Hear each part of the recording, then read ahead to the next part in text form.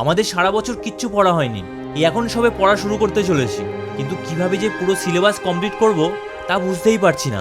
বন্ধুরা, তোমরা একদম চিন্তা করো না, কারণ এই ভিডিওতে জানবো যে এক বছরের পড়া কিভাবে এক মাসে কমপ্লিট করতে পারবো। এছাড়া ভিডিওর শেষে এমন একটা পদ্ধতি জানবো যেটা ফলো করলে পরীক্ষায় অবশ্যই 95% পেতে পারবো, তাই ভুলেও সেটা মিস করো না।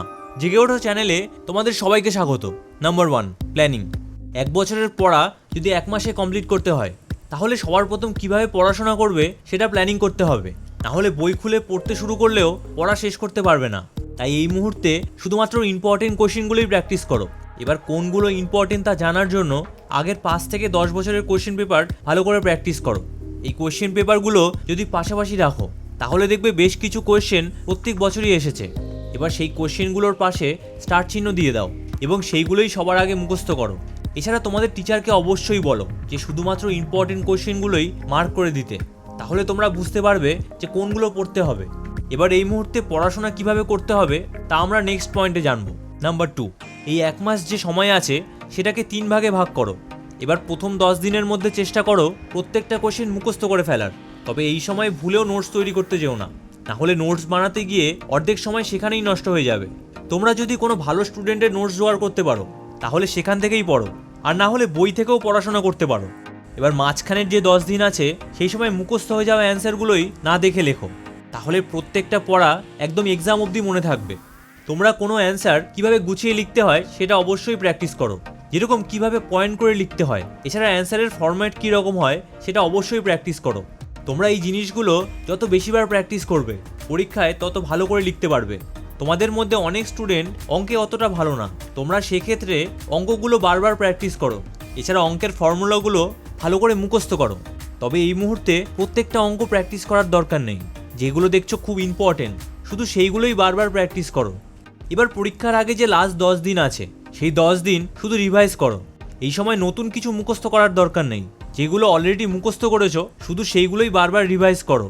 তবে এই রিভাইজ করার সময় কিছু স্টুডেন্ট কি ভুল করে, বইয়ের প্রত্যেকটা লাইন আবার ধরে ধরে পড়তে শুরু করে।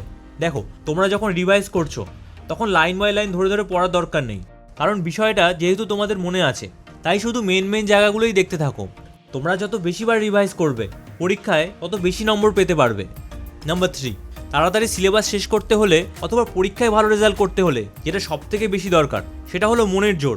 যেরকম তোমার যদি নিজের উপর ভরসা না থাকে এবং মনে মনে ভাবো যে আমি হয়তো সিলেবাস কমপ্লিট করতে পারবো না, তাহলে তুমি সত্যিই কমপ্লিট করতে পারবে না, কারণ তুমি ঠিক করে চেষ্টাই করবে না।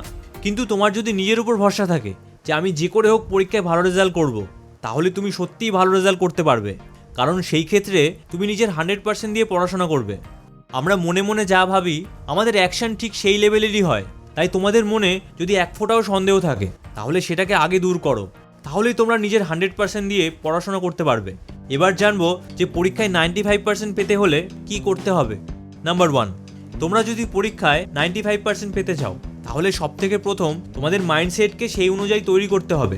অর্থাৎ এই 95% পাওয়া যদি তোমার একমাত্র লক্ষ্য হয়, তাহলে তোমার পড়াশোনা অটোমেটিকলি সেই রকম লেভেলের হয়ে যাবে। ফলে তখন দেখবে টাইম নষ্ট করতে একটু ইচ্ছা করবে না। তাই তোমাদের লক্ষ্য সবসময় বড় রাখো।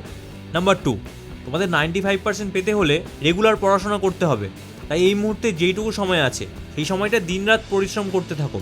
নাম্বার 3, কোনো পড়া মুখস্থ করার জন্য এই মুহূর্তে নোটস তৈরি করতে যেও না, না হলে অনেক সময় নষ্ট হয়ে যাবে। তাই এর পরিবর্তে ফোনের রেকর্ডার অন করে নিজের ভাষায় পড়াটা এক্সপ্লেন করো এবং সেটাই রেকর্ড করে নাও। তাহলে রিভাইজ করার সময় রেকর্ডিংটা শুনলে আবার সব পড়া মনে পড়ে যাবে। তাহলে পরীক্ষায় 95% পেতে এই পদ্ধতিগুলো অবশ্যই ফলো করো। তোমরা যদি পরীক্ষায় টপার হতে চাও, তাহলে ডান দিকের ভিডিওটা দেখো, আর যদি কম সময়ের মধ্যে সিলেবাস কমপ্লিট করতে চাও, তাহলে বাদিকের ভিডিওটা দেখো। তাহলে তোমাদের সাথে ওই ভিডিওতেই দেখা হচ্ছে। ভিডিওটা ভালো লাগলে চ্যানেলটা অবশ্যই সাবস্ক্রাইব করো।